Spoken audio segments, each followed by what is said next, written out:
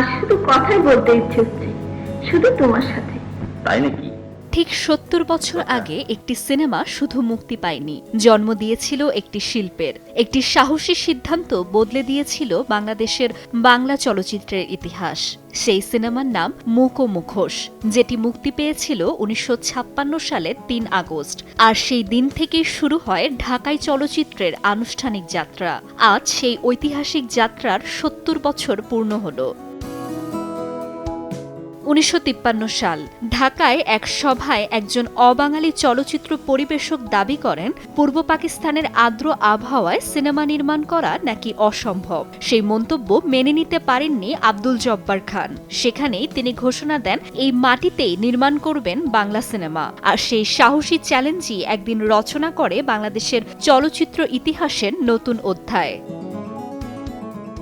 একটি পুরনো ক্যামেরা, একটি সাধারণ ফিলিপস টেপ রেকর্ডার আর একদল স্বপ্নবাজ মানুষের অদম্য ইচ্ছাশক্তি, এই ছিল মুক ও মুখোশের নির্মাণ যাত্রার মূল শক্তি।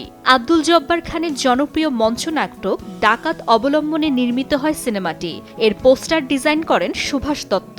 সেই পোস্টার আজও চলচ্চিত্র প্রেমীদের কাছে বাংলাদেশের সিনেমার ইতিহাসের এক অমূল্য স্মারক।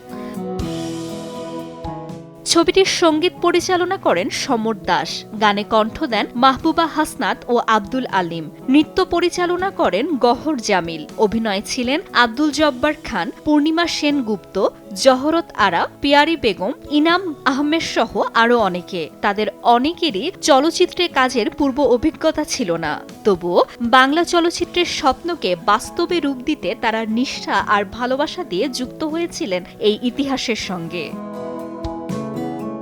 ৭ বছর পেরিয়েও মুক ও মুখোশ শুধু একটি চলচ্চিত্র নয়, এটি একটি স্বপ্নের নাম, একটি সাহসী প্রতিবাদের নাম, আর বাংলাদেশের চলচ্চিত্রের প্রথম পদচিহ্ন।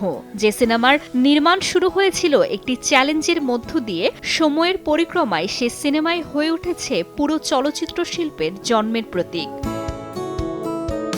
ফাতেমাতুজ জোহরা, সময় সংবাদ, ঢাকা।